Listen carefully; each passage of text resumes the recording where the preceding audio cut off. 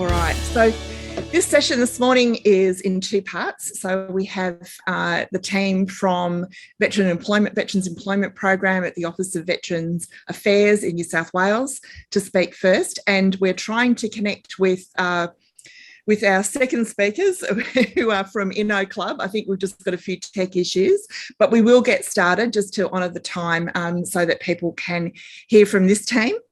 And we can, and then we'll hopefully the others will be on board and ready for us when we finish up. So if you've got questions, please write them down and save them for the next session. The next session that we have is a discussion session where you'll be able to speak. We can turn cameras and microphones on and off, and you'll be able to ask questions there. So I think I'm sharing screens, aren't I? So I will stop my video and then introduce I'll let you guys introduce yourselves. Thank you. You're capable of doing that, aren't you? You're good. Yeah. Hello, ladies and gentlemen. You're on. Yeah, Way you go. I'm on. Hey, thank you very, very much. The presentation, is that up? No, it's not. It's about to be. You introduce yourself and I'll pop it up. Good morning, ladies and gentlemen. My name is Craig Delaney. My nickname's Dallas. I did 30 years in the Australian Army and I managed the New South Wales Government Veterans Employment Program. I personally have the best job in the world. I am just so grateful to do what I do. I'm so passionate about it. I apologise if I'm loud, so I suggest you turn your microphones down, and I do tend to speak quickly. And I will hand over to the fabulous Megan Banton, who is the backbone of Veterans Employment Program for New South Wales Government. Thank you, Craig. Hello, good morning, everyone. Thanks to Jackie for having us on board today. We are trying to navigate the Zoom platform. We don't normally use Zoom. I work with Craig on the Veterans Employment Program. I am a veteran myself and I'm married to an ADF member. So we sort of cover a lot of realms within the program. Cool. Now, I do apologise. I have 5% battery left on my iPad. I'm trying to log in on my phone, so Meg will take over if we do, but strap yourselves in and enjoy the journey for this morning, please. So next slide, please, Jackie.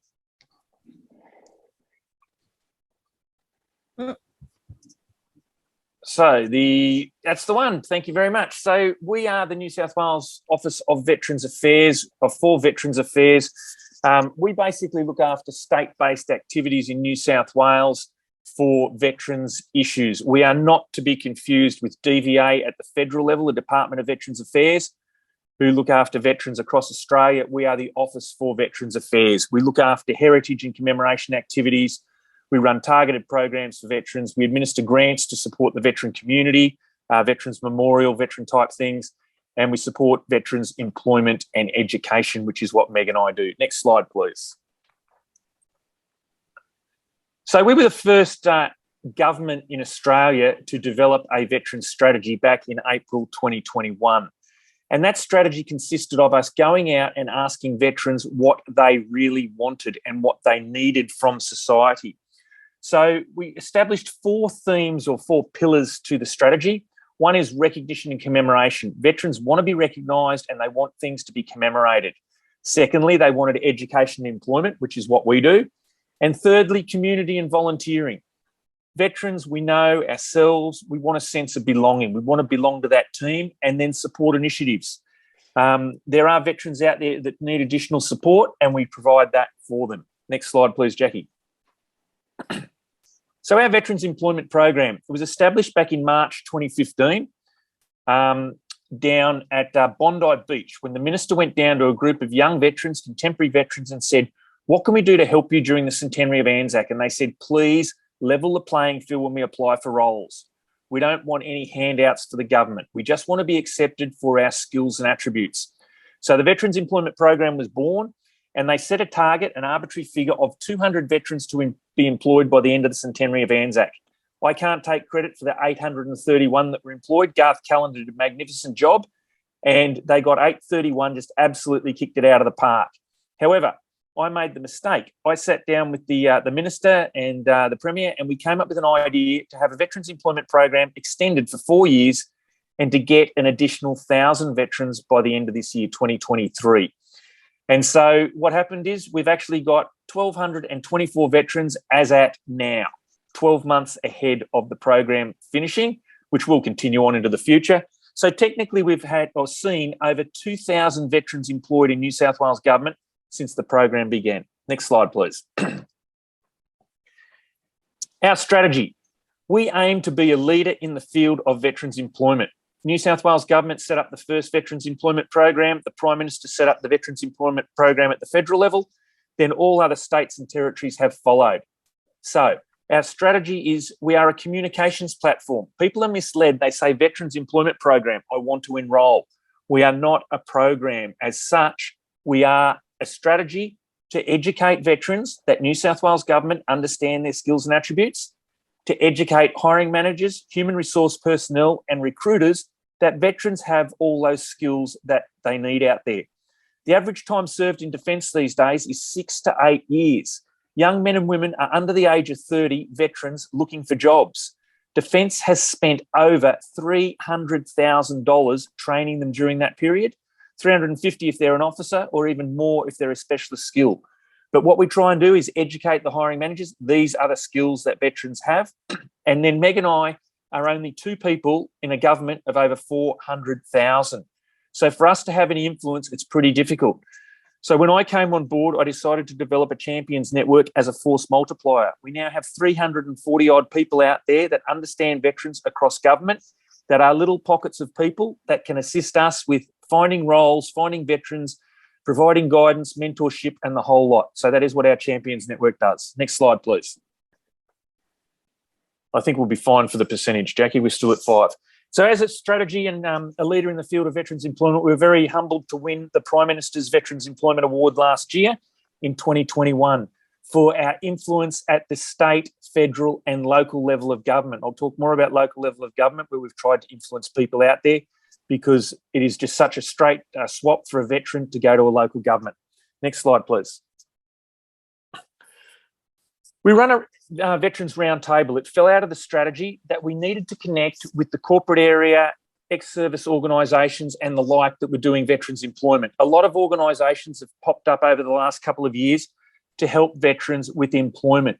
So Meg and I, as the Veterans Employment Program, we will help anyone, we'll talk to anyone. Primarily, we are employed to do New South Wales government roles.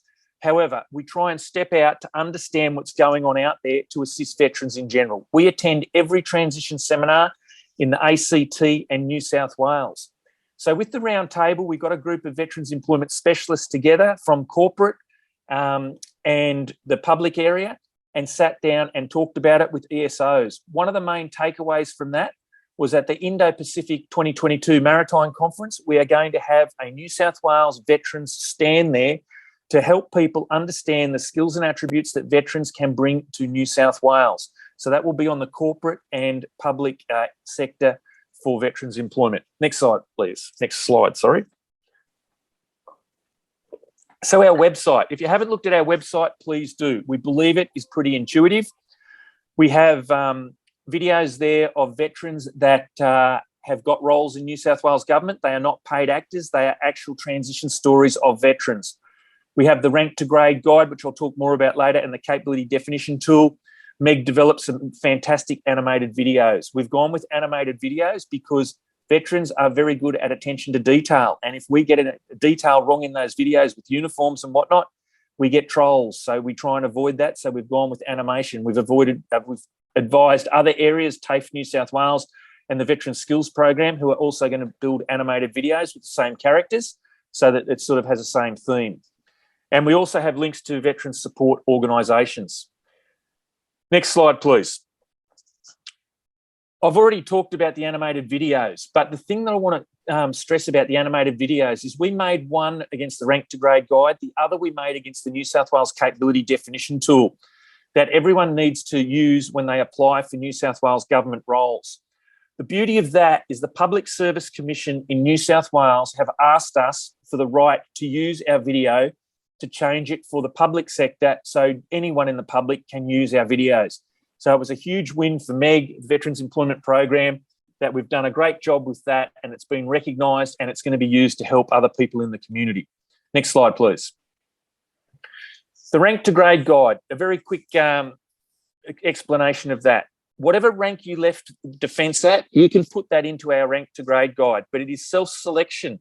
So if you left defence as a private, able seaman or air crewman at the lower level, but then you've done a number of courses throughout your short career or your long career, it is self-selection. So if you think that you're a warrant officer or a captain or an officer level, whatever, you can put that rank in as long as you can justify it when you get to an interview. But if you put in your service, Army, Navy or Air Force, then you put the rank in, it will generate every job that is currently advertised on I Work for New South Wales at that level. Then if you want to narrow that field down, you can put in the North Coast, the South Coast or the CBD, or you can put in a job in security, a job in education, a job in project management, and it will put all those roles in front of you. And feel free to look at those. Once you've worked out the role that you want, next slide, please, you can use our New South Wales capability definition tool. The definition tool explains about the roles, what you get in the job advertisement. You get what is required in the job. Then there is a role description at the back, and it's the capability definition tool. It maps out all the positions against across all of government. So the bolded capabilities are what they call focus capabilities. It's all explained in the video on our website. So if I'm actually confusing you, it's very simple to follow on the video. Once you put that information in the capability definition tool, you hit the button, and it generates possible questions you could be asked at interview. So it explains to veterans that when you write an application for New South Wales Government, you don't just say, my name is Craig Delaney, I'd like a job. My name is Craig Delaney. Against the New South Wales capability definition tool, I either meet or exceed the focus capabilities. Under relationships, works collaboratively. I can give an example of how I have helped a colleague who is under pressure using the key verbs and adjectives of the tool, the behavioural indicators. And that's what the Public Service Commission has come to us and said, you've cracked the code for it. We want to make a video to talk about it, to copy yours. So we've done very, very well. That's the capability definition tool.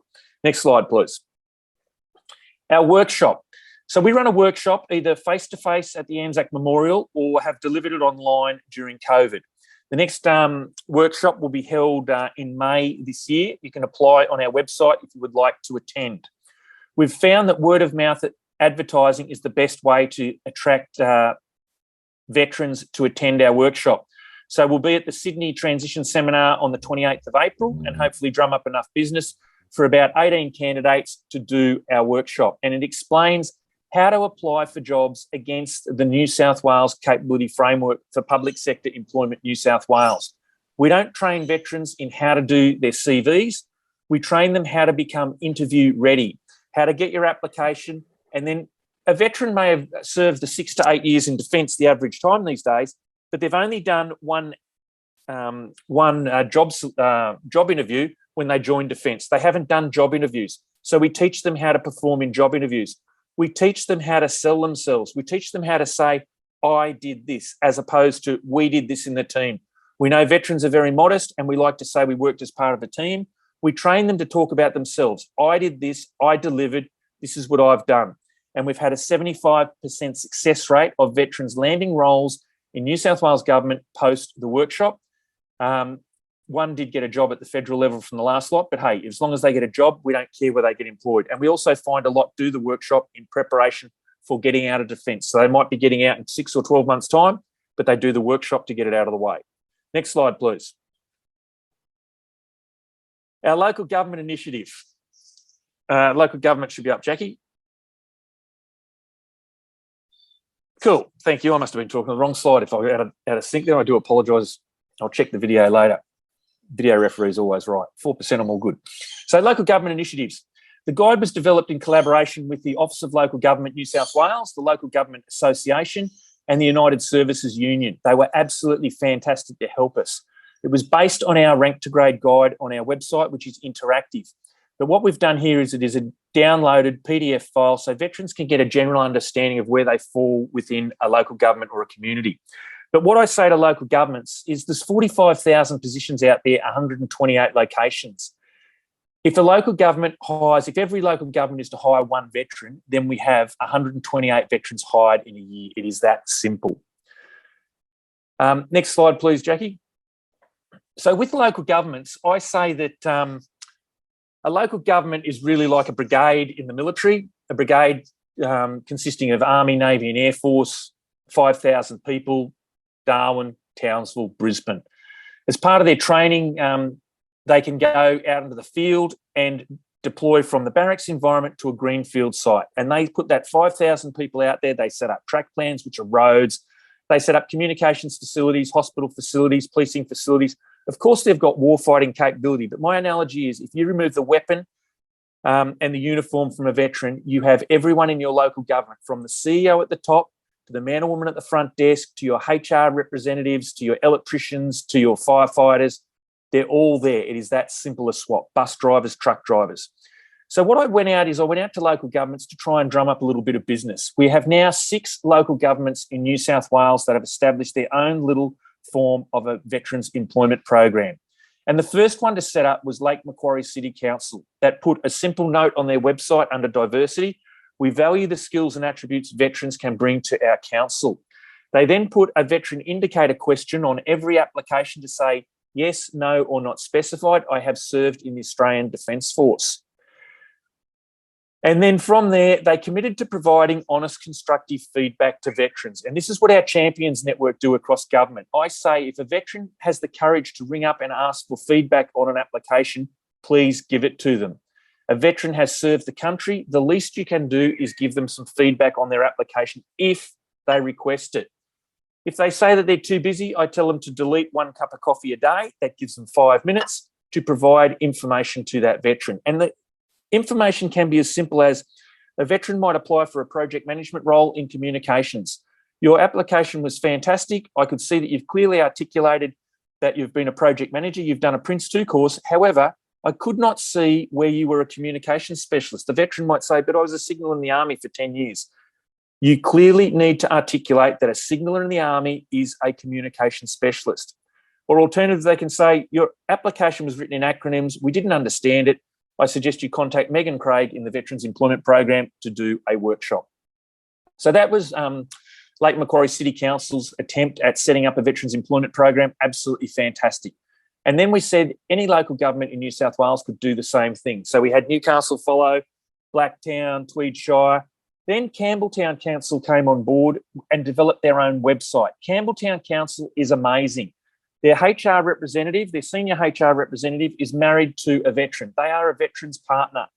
They realised what capability veterans have. They realised they could make a difference. Campbelltown employed a veteran to help run their program, Mark Branston, absolutely fantastic guy. And then they developed a web page, and they have offered their web page to any other local council, local government in Australia. I've offered it through the DVA employment workshops at the federal level and said it's out there if you want to do it. And so we're trying now to get other local councils to take it up. My aim in the strategy was to have 4 local governments by the end of last year. We had 6. My aim by the end of this year is to get 10. Next slide, please, Jackie. The Ranks to Recognition Guide. Veterans can go to TAFE New South Wales and take their PM Keys print or their print of service there of courses, and TAFE will assess what vocation they would like to do in discussion, and then they'll look at their PM Keys print and say, right, you already have this qualification here. We suggest you do this course and have a go at that, and we can work that one out for you. We used to run a scholarship program to pay for those courses, but next slide, please. Veteran Skills New South Wales have now developed an education program for veterans and their partner/spouse. So a veteran can do as many courses they need to become job ready or part courses provided from up to 350 registered training organisations in New South Wales. It's actually raining in here now. Oh. Regardless of season, weather or terrain, I will crack on. So next slide, please, Jackie. The New South Wales Veterans Landing page. This is a great site that Services New South Wales has set up. I believe personally, I live in New South Wales, but at the end of the day, I think New South Wales has the best conditions of concessions for veterans across the country. You can ring up Services New South Wales and go on their website, have a look at the concessions available, and you can get a 1-hour personalised interview if you have a white or gold card. Everyone's got a white card as gets out of defence these days, and discuss what sort of concessions can I get? Whether you're entitled to free rail, bus and ferry travel, harbour bridge concessions, registration concessions, concessions on your gas and fuel bills. Next slide, please. The ANZAC community grants are developed to help the community, provided by our Office for Veterans Affairs. Last year, 52 projects were awarded grants and it shared up to $50,000. They also do the ANZAC Memorial grants that allow for restoration. They don't allow for new memorials to be built, but they allow for restoration of other memorials. Check on the OVA website for more information on that. Next slide, please, Jackie. International Women's Day, obviously an event that started last year that we try and promote throughout New South Wales Government. Any lady, female veterans that are out there, I encourage you to attend. It is a fantastic networking opportunity. Meg is very heavily involved in the awarding of preparing this event at the ANZAC Memorial. If you've got questions about dates and times, I'm sure Meg would love to help you answer it or encourage you to attend. It is a fantastic networking opportunity. I believe the Minister will be there this year to have a bit of a chat. It's your opportunity to try and get one-on-one time with these very powerful ladies in society. Next slide, please. Diverse stories. I wanted to put my picture up here, but Meg wouldn't let me. Diverse stories are put together on the by the ANZAC Memorial up there in Hyde Park through our Office of Veterans Affairs. And if you want to share your stories, they will write about your diverse stories. They wrote about my experience in United Nations. Please get on board and share your experience. It can be handed down from generation to generation.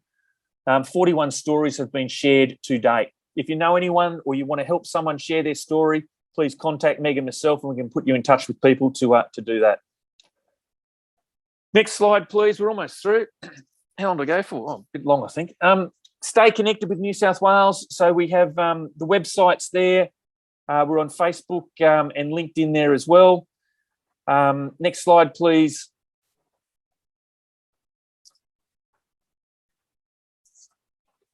I've got ahead of myself there. Yep, so the Veterans Employment Program. Sorry, I'm getting confused. Got two screens up. There you go. That's good on the recording too. So we advertise roles for New South Wales government positions. Meg does all the stuff through Facebook. Absolutely brilliant, Meg. Can't praise you enough. So she shares the stuff. But what we guarantee there is if you apply for a role that we advertise, that if you ring up, if you don't get the job, it's experience. But if you don't get the job, ring up the hiring manager, the point of contact, and ask them for feedback. If they don't give you feedback, please call us and tell me, because that's the whole reason of being a champion and us promoting their roles, that they will get involved with the veteran community. You can also sign up to receive our quarterly newsletter to get updates on what we're doing with veterans employment.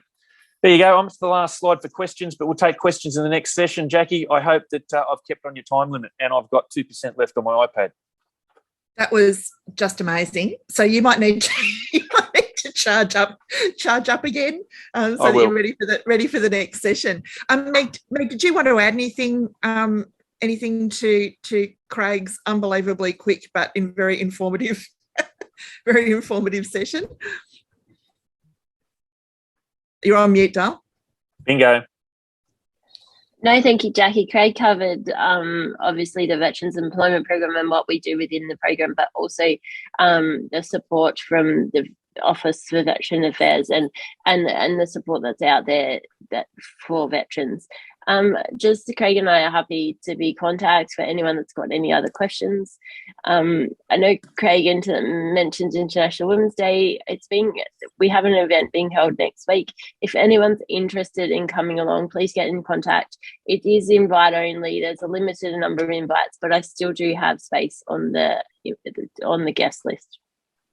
Fantastic. And both Meg and Craig's contact details are on the conference website, on the Expo website, but you can always contact us at Veterans Centre Australia to be put in touch with them. So thank you so much, folks. And we're about to move on to InnoClub. We'll catch up with these two again in the discussion. So InnoClub, Chris North, welcome. It's lovely I'm glad we got you connected, mate. Hello. Modern technology wasn't working for us earlier on. No, it wasn't helpful. So you should be able to share your screen from here. now. Fantastic. Let me just have a look at this. If I share that and I share this and I go like that, can everyone see? See something? Fantastic. Yes, we can. Okay. You're away. You've got it. Good. Go. I'm not sure if I can speak as fast as Dallas did, but just to check, I also need to check the sound. So can I just quickly feel like you do just one thing? Can everyone? Yep, that's right. That came through. And you don't need to rush. You've got time. Oh, there you go. Can you hear that? Yes, we can. Yep. Just checking. Good. That's right. Boogie Wonderland. That's a great way to start. Hi, everybody, and look, thanks for your time. I appreciate Dallas made some really good points there, Jack. And Jackie, you've done a great job as two people we've both come out of the TAFE system. Certainly, you putting this together and working behind the scenes has been exceptional. And thank you for all your support this morning. And I think Dallas has made some really interesting comments that I'd like to include as part of what we're doing today. So I suppose the first thing is I'm going to start introducing what InnoClub is, because it's fairly new to the system. But I want to ask you to do, I suppose, something which is relatively important. If you just bear with me 1 second, I just had a share screen issue, slight error. Bear with me for 10 seconds. There we go. Great. So I'm just going to put to you a couple of things. And the first thing is around how we think.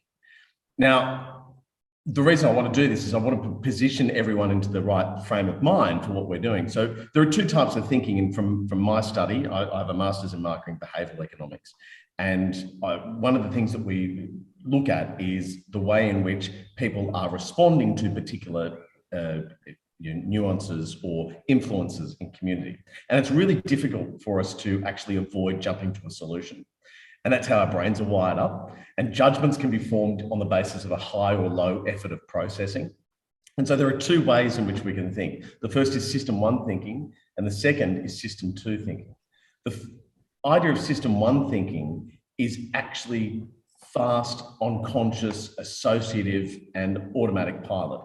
It's what we do when we're driving a car. It's what we do when we're asked the question 1 + 1. And we go 2 straight away. Or we go 2 + 2, 4. Or you go, where's the milk? In the fridge. It's that idea that when you actually go driving, you can do thousands and thousands of actions called heuristics, and you won't even see what's going on. You just do them automatically. But then there's system two thinking. And system two thinking is actually more deliberate. It's actually more conscious. It actually acts without control or self-awareness. It actually you are required to get yourself into a motivation to be in system two thinking, because it takes a lot of effort. It's like when you're going to buy a house, or you're going to buy a car, or you're going to do a renovation, or you're going on a holiday, or you decide to go on a trip. Those things can't be decisions that are made instantaneously. You need to think and process through them. And so they can be really exhausting on the brain. So the reason I've asked that is because I want to play a little game, and I want to play Guess Who. And one of my favorite games, I've played it with my kids. My teenagers smack me every time at this game. I can never win. So I'm going to try it with you. And I want you to think really carefully about what I'm about to say, and then I want you to write down your answer. An individual has been described by a neighbour with the following information. Steve is really shy, withdrawn, invariably helpful, but introverted, has a little interest in people or in the world of reality. He's meek. He's actually very tidy. He has an incessant need for everything being in order, and loves structure, and has a passion for detail. So with that description, I want you to think, is Steve more likely to be a farmer, or is he more likely to be a librarian? Keep those characteristics in your head. There's no wrong and right answers, because I just want you to think about this, because what we're going to use is our system one and system two thinking to see what the end result is. And you might go, hang on, what has that got to do with the kind of employment side of things? Again, it'll all make sense in the end. So I'd like to introduce InnoClub. And InnoClub has a slightly different niche within all the other niches that everybody as external service organisations or charities has within the ecosystem. InnoClub is a charitable non-profit educational organisation whose purpose is to assist in the transition of former and current Defence Force personnel and their spouses into civilian life. And we do that with free accredited courses in transition and business ideation and business development, and considering key military training principles and ongoing participant feedback. I'm a co-founder along with my colleague Colin Farrell. We're both have education backgrounds. Colin was actually my thesis lecturer when I was doing my master's in marketing. He was my mentor. He's a highly awarded and decorated university lecturer, and we've both taught at university and TAFE levels over the last 15 years. So InnoClub was established as a charity with a purpose to advance education for veterans. And we want to do this for a number of reasons. And the most obvious is mental health, because it's often forgotten about.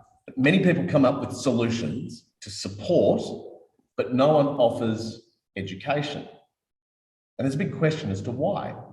Because that idea of being educated or knowing, understanding, do you have some opportunity to utilise that support or that education to become better or understand better or be able to handle better? So what we do is we do this through transition of former and current Defence Force personnel and their spouses. We co-create a modern day veteran innovation training hub and a mentorship program. We also, for new businesses, offer a seed funding through grant and incubation services for those new businesses. We offer a modern day incubation accelerator hub for startups and for modern veterans. And we employ veterans as InnoClub advocates in regional hubs. So our challenge, and I think we've all seen this, is that RSL clubs need 21st century solutions to better serve the veteran community and help them reconnect with purpose. There are a lot of words that get said in the background, but with 5,000 ESOs all providing a service, it's a fairly disconnected community. And InnoClub is striving at some point, along with everybody else, to encourage and support partnerships amongst organisations to come together and create a hub for the benefit of that veterans community. There are clubs and there are sub-branches that are literally months from closing. And the modern veteran is a different type of veteran. Educated, communication skills, physics, sciences, humanities, degrees. There are different experiences, and those experiences are part of their education.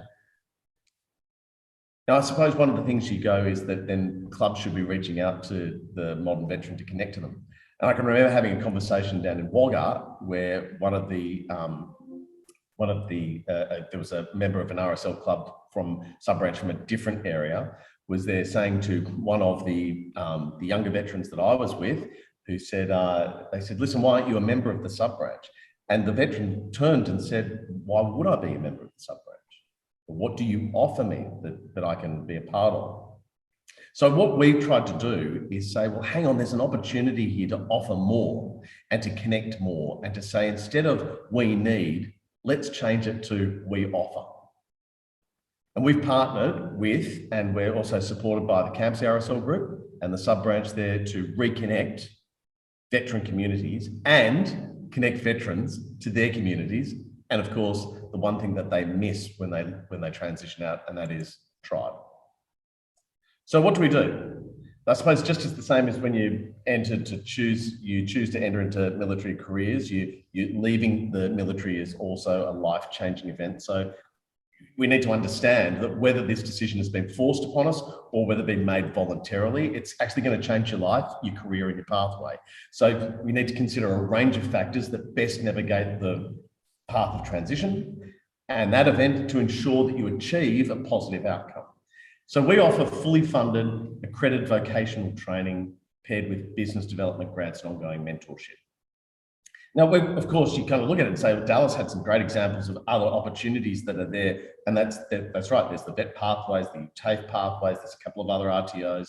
What our niche is reconnecting to the very substance that was actually formed to support the veterans, and that community that was formed to support the veterans was RSL sub-branches.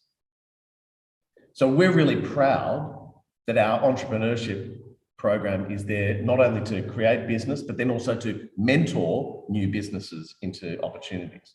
So we offer entrepreneurship programs in terms of seed funding, and we've supported nearly a dozen veteran startups and businesses.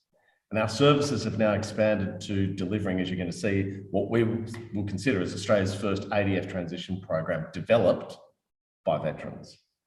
That picture, by the way, is the same room that I'm in at the moment, which is our Chester Hill hub. And you'll see the facilities are pretty good. So where are we? Obviously, we did our first veteran pilot in Chester Hill, which is the reason why we did it in that Western Sydney area is because it's quite close to Holsworthy. We've then also run our programs in Wagga Wagga, in Nowra, of which we've done that face-to-face and online in Zoom because we own our own learning management system, which we have as part of an education program as well that we're doing. So we don't use a Google Classroom, we've actually developed our own. We'll be in Currumbin in May.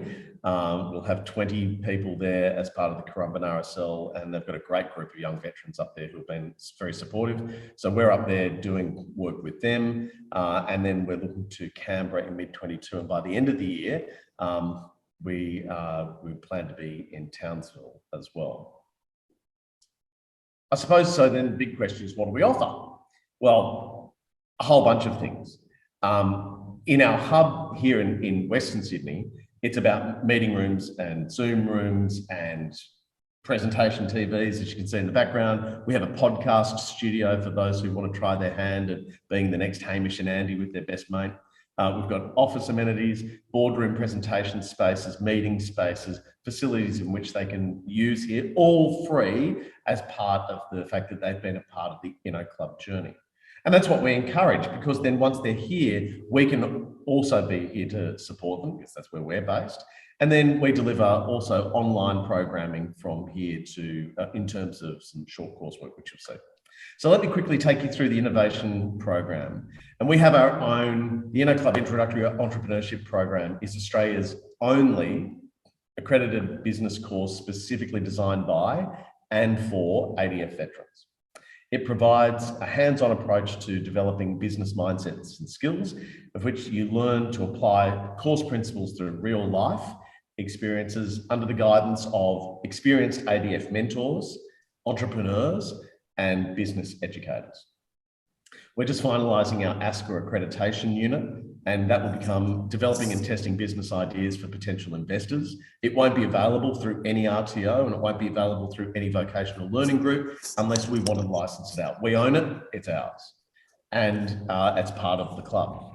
And the reason why is because we want to show that this is something that we can have veterans actually engage with. They can start to learn too, and then they can, by very virtue of it, they can actually take the opportunity to teach it. Somebody, by the way, has their microphone on. Could I ask if they could just mute it, because at the moment it's just causing some ruffling noise in my ears. That'd be appreciated, please. Okay. Done. Thank you. Thank you. Thank you. The heavy breathing, I got rid of that person, but I just, yeah, So our unit is, as I said, developed by veterans for veterans, and is actually delivered through our learning management system called InnoLearn. So as you know, I've kind of discovered or shared with you, the entrepreneurship course is like no other. We think it's groundbreaking, built by with that concept in mind, that it actually refers to the very skills that veterans use, and it's also there to support the spouses that are there as part of their journey, because they go through very difficult transitions as well. It's really often forgotten about that there are spouses that have to up and move, you know, as well as the person who is the Defence Force member. So our program is actually based on a very basic learning cycle. We apply the course and the learning material, we get reflective course forms, and then we mentor and we test the ideas. Nearly 70 participants have been through the process already. We have a 4- and 6-day version of the course. We've provided grant funding and support to a number of businesses and veteran spouse businesses and startups. And we've established a really active and collaborative veteran education ecosystem, of which we're really proud. In fact, if you keep your eyes to the screens, you'll see this is a summary of our Wagga program.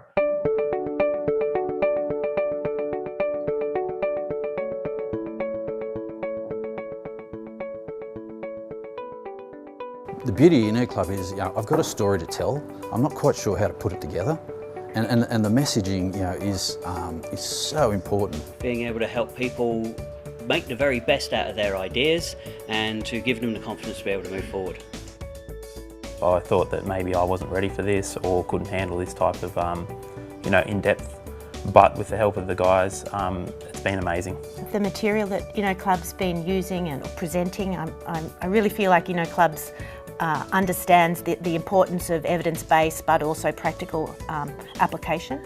And what InnoClub was able to provide was those expertise and just that guidance that we need to identify what we're actually doing and put it into a proper order. I can now better look at my business and go back and redesign it from the ground up using the canvases and other methods that we've learned to assess a business and its viability. You're helping them to make sense of that by creating a sort of group that have a shared experience. They can talk to each other about it. Congratulations to InnoClub and well done. We want good ideas. We need innovation. So I know what a great initiative this is. This could be an opportunity for RSL to help re-engage with those younger and modern veterans. I think RSL should be taking this on board. After all, it's called the Return Service League. So they should be encouraging veterans, they should be supporting the veterans, and every club should be having this because the veterans go to the RSL because it's a place that they recognise, it's a place where they feel safe, it's a place where they feel like they belong. So help them belong even more and they'll bring more people with them.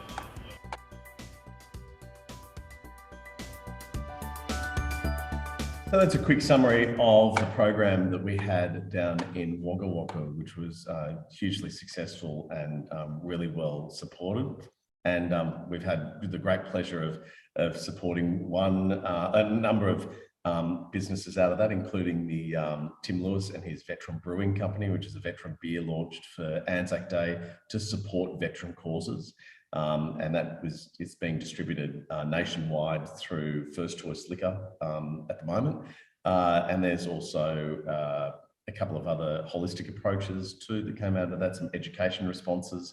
And so, yeah, some really great programs that we're proud to support. One particular idea we've just actually put in front of a third-party venture capitalist seed funder, and they've been given $500,000 now to finalise their minimum viable product. So we're really excited about where these veteran businesses can go. Our second program that we're really proud to announce is our transition pilot, because I can honestly say that not one of the veterans that we've worked with has said that they've had a positive transition experience. Some weren't, get this, some used their money when they left they did their transition, some used their money to actually learn how to use a backhoe in a garden without actually having the need or requirement to do it. There was this kind of unknown as to what to do. So we want to work with the partners that are already out there. There are employment agencies and there are employment groups and there are corporations, and they're doing a job there. We want to work with them and collaborate with them because we are within a community and an ecosystem which was built and designed to support the veteran community, and that was the RSL. So from our feedback, we're actually preparing for the upcoming 5-day pilot for our transition program. It's called Redeploy. It starts on March the 14th. The applications to do that will close this week. So if you do know somebody that wants to be a part of it, innoclub.com.au. Our long-term goal there is to align this to communities and employ veterans to train and deliver our courses, this being one of them. In fact, by June, July, we'll already have 2 veterans working with us, employed to start training and delivering courses. So this program is actually a transition program that is designed for veterans and spouses, and they will graduate with further development in a number of areas.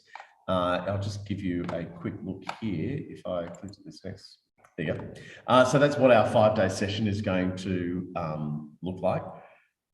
Core skills, job opportunities, goal setting, transferable skills, personal branding, knowing your own strengths, emotional intelligence, the idea of character building, building leadership, using business development, and many more. We'll also have some extraordinary guest speakers as part of the process. And it will be live, set up here in our Chester Hill hub. And this is an opportunity too, where other organisations who would specialise in these areas going forward, once we get the feedback from this transition program, we want to take it to market and develop it. And if there are providers or organisations that are already doing particular things within, for example, the job seeking market, and they want to come and present or offer some sort of expertise as part of that transition program without it being a hard sell or a commercial ad, then we want them to be involved. We feel that if they can offer that transition of skills, then that's a really important thing. The sessions are supported by veteran RSL specific group projects. So we're actually, over the week, we're doing some, the projects that we'll be working on are going to be quite interesting. The 2 of them, there's 5, I'll share 2 of them. One of them is, the project is, it's time to connect to the RSL. So we want you to design an online social media campaign to connect new veterans with the RSLs and local RSLs. And the second project they'll be working on is, it's time for a modern day remembrance. So Anzac Day and Remembrance Day relate to events in the early 1900s. Can the group come up with another day or an event in the modern ADF history that should be embraced for the new veteran? Now, that's not a topic for conversation here, and it's a moot point how you feel about it. But the reason why we're doing it is because that's a project they can work on with the experience and skills that they have and the experience and the skills that they learn within the program. So again, we're basing the program out of Chester Hill. If you want to join us, you're more than welcome. We'd love to see you here. And if you know somebody who'd like to register to be a part of this pilot program, get them to innoclub.com.au. Because this is the last thing I want happening. I don't want a veteran coming up with an idea like this. And this is a Fitbit for dogs. And I kid you not, I actually have met somebody who transitioned out and said, I've got an idea, because all veterans have ideas. These people have been sitting, they could be deployed and sit for ages waiting for the job to work, and they go, well, what am I going to do after this? They all come up with great business ideas. One of them said, I've got to develop a Fitbit for dogs. And so they ended up building a Fitbit, and they spent $50,000 or so in developing the technology, of which they don't own the technology. They have no IP on the technology. They've now got about 10,000 units of these things sitting in a garage. They haven't sold one. They're never going to sell one because this person thinks they've got a marketing problem, when in actual fact, they didn't even solve a problem in the first place. They just had a really good idea. They didn't know where to go after service to actually see whether it was worthwhile or validating or build the community around them. In fact, people said, hey, that's a good idea, you should do it, as opposed to, maybe I should test whether that works or not. Because if we tested it and it worked, well, you know what? We would have funded it. But then again, all they had to do was ask. So let me take you quickly back to our question at the beginning. This is an example of what they call a conjunction fallacy, where we focus on the wrong information, where we focus on the soft information, not the hard information. So you're most likely, your intuitive answer using System 1 quick thinking would have been that Steve, our very meek and tidy soul, who has an order and structure and a passion for detail, of course, he's a librarian. Of course he is. Is he? Because our first stereotype is to say, oh, it's a librarian because he dresses and sounds like a librarian. However, what it doesn't do is it doesn't account for the fact that we have forgotten that that was set in the United States and that there are more than 20 male farmers for every librarian in employment. So that's neglected in our conversation. And that's called base rate neglect or conjunction fallacy, where something comes to mind, we forget about the accurate information and we just make an assumption. The reason why I say that is because we're not an employment placement. We employ veterans and we build skills for employment and provide purpose. And this is one path that will tell you what to do. So you see a veteran and you automatically think, oh, they have experience in conflict, or they have experience in handling issues with people who are rough. So we're going to put them into security, or we're going to get them to deal with police.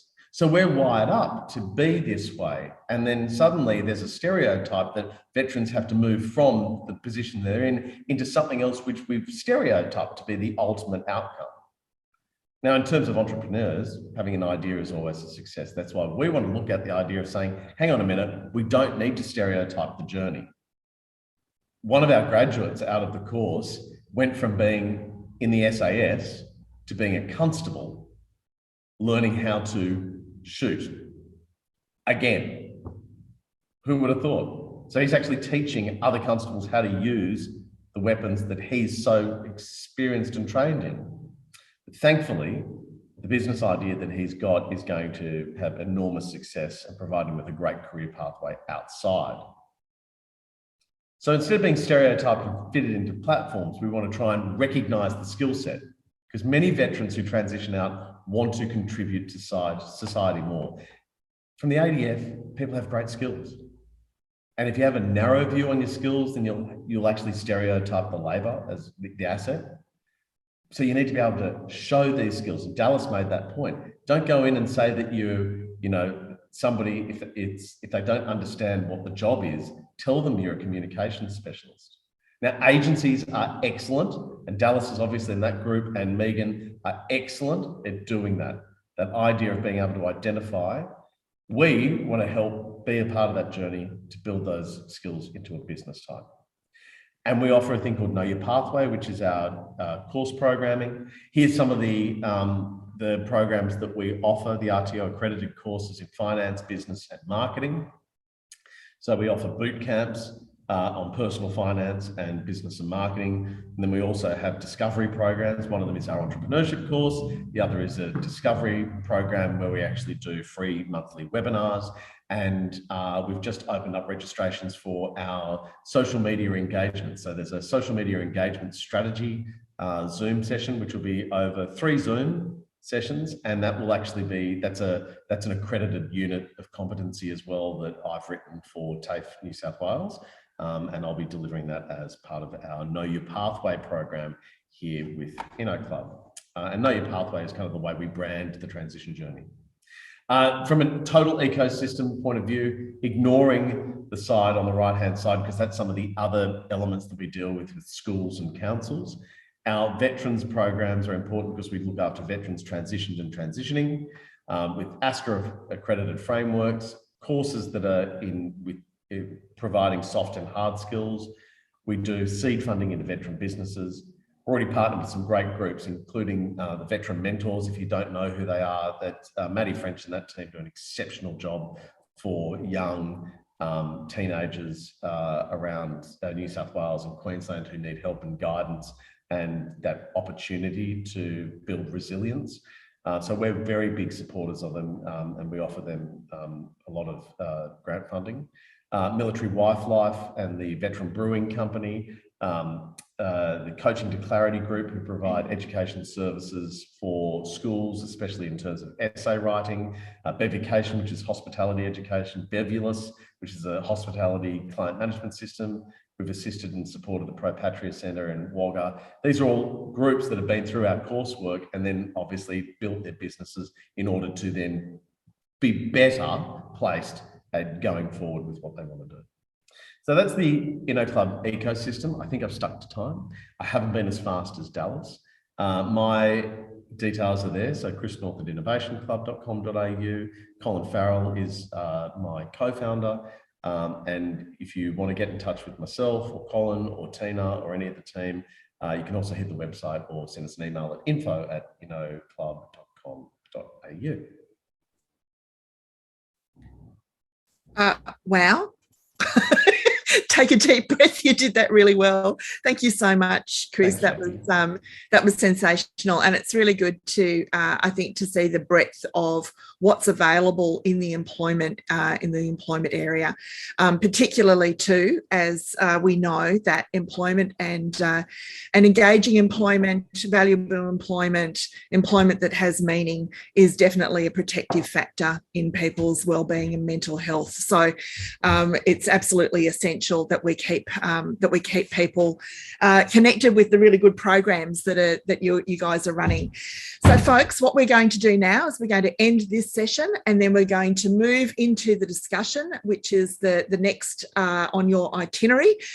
So we will see you there, and that is your opportunity to ask questions directly of the Veterans Employment Program team of Dallas and Meg, and then also with Chris's programs with InnoClub.